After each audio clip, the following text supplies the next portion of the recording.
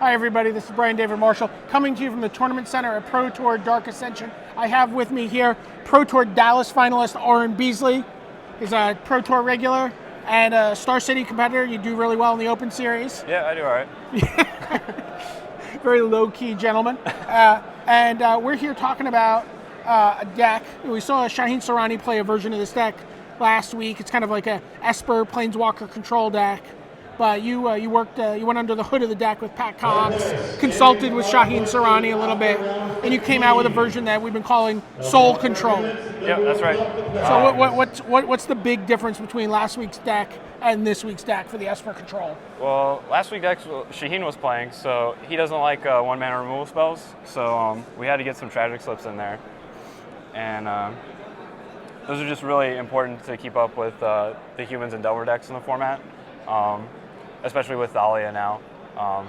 If they play a turn 2 Thalia and you don't have, if your removal spell is Doomblade and you're on the draw, you're basically dead. Right. So. And you just end up bringing all of curve because you got a lot of heavy mana heavy planeswalkers that you want to be casting. Yep, we want to be tapping out a lot in this deck. And Thalia is just going to set you back.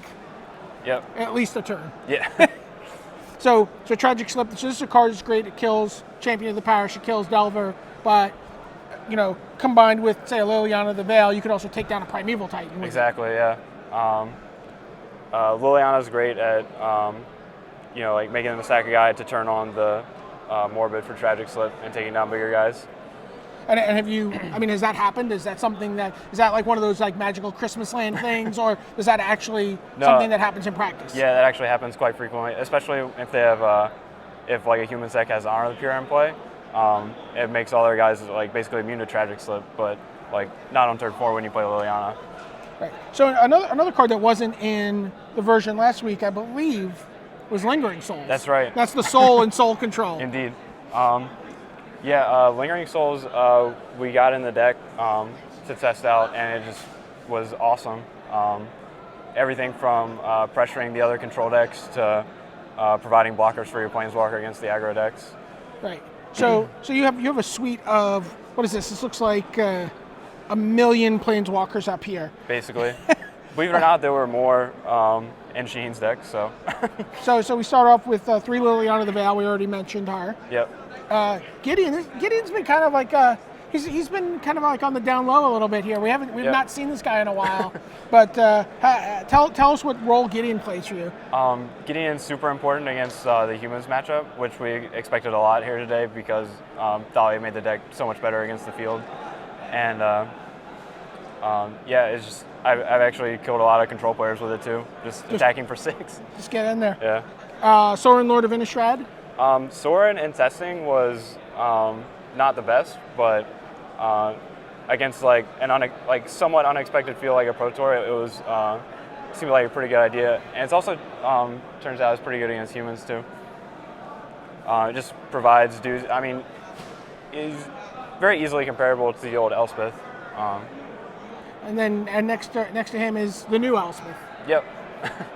Have you ever had a situation where you've had 4 different Planeswalkers on the board at the same time? I haven't in this tournament. I've only gotten 3 so far. And so basically you could have like Liliana, Gideon, and Sorin, Lord of Innistrad. What has to happen for you to lose a game with all 3 of those Planeswalkers in play at the same time? Something pretty extraordinary. Short of like all is dust or something. I think you're coming out ahead. So Wrath of God. This is pretty much a staple. This is like the hallmark Shaheen Soorani card. Yeah. Now that Dismiss or Rewind are gone. Yeah. Day of Judgment was actually a big incentive to play this deck over blue-black, just because it's so much better than Black Sun Zenith right now, especially against like the humans deck. Being able to kill a hero is super important, right. And if you're just wiping their board except hero, that's really bad, obviously. Right. So, people at home might be thinking, well, I don't understand. Hero Bladehold's perfectly ready to die to a Black Sun Zenith. That's going to cost you at least 6 mana. Right, yeah. To do that, and you just always pay 4 with Day of Judgment. Doomblade, kind of a staple removal spell. Yeah, pretty standard. The Day of Judgments too, we wanted to increase to 4 in the main deck, basically because we expected there to be so many humans. Yeah. And then Mana Leak, and why only 2 Snapcaster Mage? Snapcaster Mage, a lot of people actually, well, Gerard actually wants to cut Snapcaster Mage from the deck, which is pretty crazy, but Snapcaster Mage isn't like actually that good.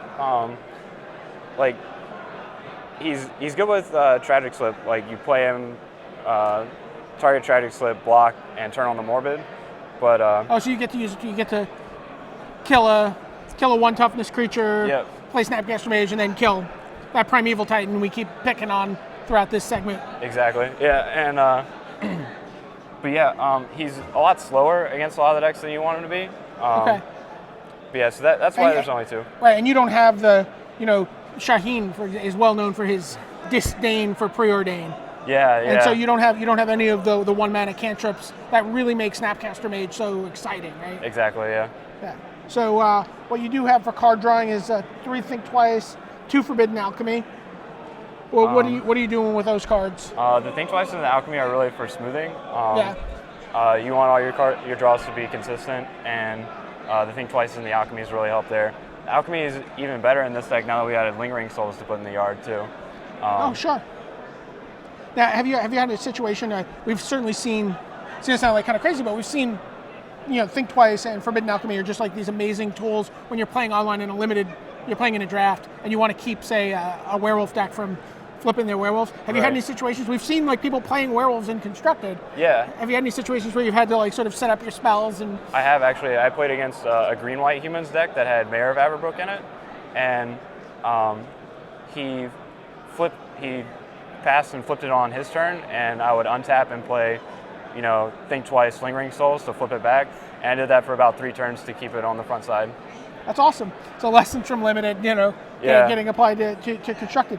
So we see 1 Oblivion Ring, just sort of value all-purpose removal spell. Oblivion Ring, their Oblivion Ring if they get your Planeswalker. Yeah, pretty much. Oblivion Ring was used our catch-all. One of the ways that we were finding ourselves losing to humans is the combination of Moorland Haunt and Sword of War and Peace. So we wanted an answer to Sword in the main deck. Okay, and you didn't want to have like Divine Offering or anything like that? Right, those were a little too specific. Okay, so this deals with a much wider array of threats. 26 lands? 26 lands, yeah. And any temptation? I mean, don't you... Feels like a deck, again, you don't have the cantrips. You have a little bit of card drawing here, but it feels like... Did you find yourself wanting more land as you played throughout this tournament? Not really. Against the control deck specifically, unless you have a specific plan, you want to just keep running your threats out like one after another and not run out of gas, which is like playing 26 lamps is really good for that. But yeah, even the control decks, a lot of the games are so grindy that you can't afford to flood out in the mid game. Sure. So really, you're looking to almost like find that perfect balance between hitting your mana. You want sort of a black mana on turn 1, you want to have 2 white mana on turn 4 and turn 5, etc. But you also don't want to get to that late game and just be like, oh, another land. Yeah, and the mana base specifically, in this kind of deck we have like, Tragic Slip early and stuff like Day of Judgment, Lingering Souls kind of later. So we want our black mana to come into play untapped and our white to come in. We want our black mana to come and play untapped early and our white mana to come into play untapped late, which is why we have, the 4 Darkslick Shores and 0 Drowned Catacombs. Right. And only 2 Seachrome Coasts and 3 Glacial Fortresses. Right. So this, as long as you play that on the early turns, it automatically comes into play tapped. It doesn't care if you have a swamp or an island. Right, yeah. Oh, that's really interesting. Seems like a very, very complicated mana base to get right. Evolving Wilds, I imagine, does a lot of work. It definitely does. The best land to get with Evolving Wilds is a swamp because a plains because it actually turns on all your Innistrad and. So it turns on your Isolated Chapels and it turns on your Glacial Fortresses. Yep. That's awesome. So let's talk a little bit about the sideboard. Tell me what you're doing with these cards. Nihil Spellbomb. Spellbombs for against the blue-based control decks and Delver actually. Against Delver, like I said, a lot of your games are going to be really grindy, and Spellbomb gets Snapcaster Mage, Moorland Haunt, and Runechanter's Pike out of the way. Oh, awesome. That seems pretty versatile. Ratchet Bomb has been a big card this weekend. Yeah, Ratchet Bomb. We wanted to have some just in case, there was like a breakout tokens deck or something. And it's also good against humans. Okay. Curse of Death Souls? Curse of Death Souls specifically for Delver. Just having like another 5-drop that you can cast that they can't really win the game if it resolves is very good. Like it turns off Moorland Haunt, which is a big problem. Right. So 2 pieces of equipment. We got the Sword of Feast and Famine and the Batterskull.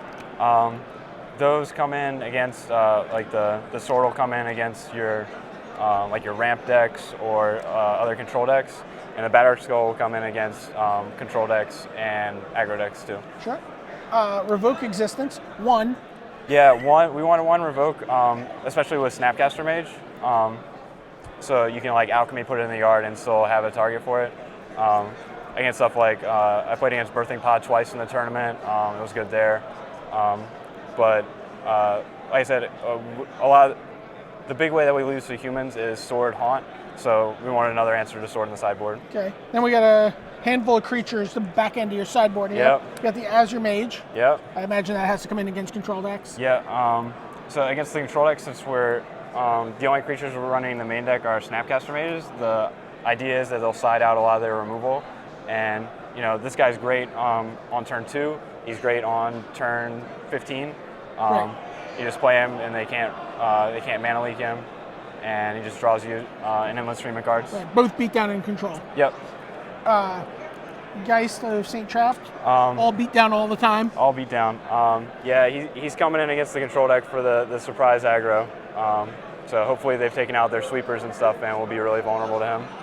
And then finally, Consecrated Sphinx, a card which is really, I think, closely identified with this kind of Esper and blue-black kind of control shell. Yeah, Shaheen had those in the main deck. We ended up cutting them because they're not good against the whole field. They're a really big liability to Vapor Snag against Delver. Sure. It's their only target for it if we have it in the main deck. So you really kind of want to just see that you're not up against that deck, which is such a huge segment of the field. Right. Before you're looking to that card to give you a lot of gas at the end of the game. I'll bring him in some control matchups. It depends on like their exact configuration, but he's really there to close out the game against humans. You play him on turn 6. They have no way to deal with him before they untap and draw, so you get value out of that. And the best they can do is either a Fiend Hunter, which hopefully they sided out, or an Oblivion Ring. Sweet. This deck looks like, I don't know if I'd say fun. Right? But if blue-black white control is your thing, then this is certainly going to be a deck you want to try. I know I always enjoy giving these kind of decks a try on Magic Online. Any changes you would make after you're X2-1 with this deck in the standard portion right now with 1 round to go? Yep. Any changes you would make based on your experience? I've been liking the deck a lot. I wouldn't change a card right now. So if we see you at like a Star City Open in the next week or 2, you're probably going to be playing something like this? It's very likely. I'm probably not going to the GP next weekend, and so Charlotte's in my home state, and that's the next Star City event, so I might be playing this next week. All right. Well, there you have it. Give this deck a try. And in the meanwhile, I'm going to let him go play his last round of Magic. So for Orrin Beasley, this is Brian David Marshall signing off from the Tournament Center.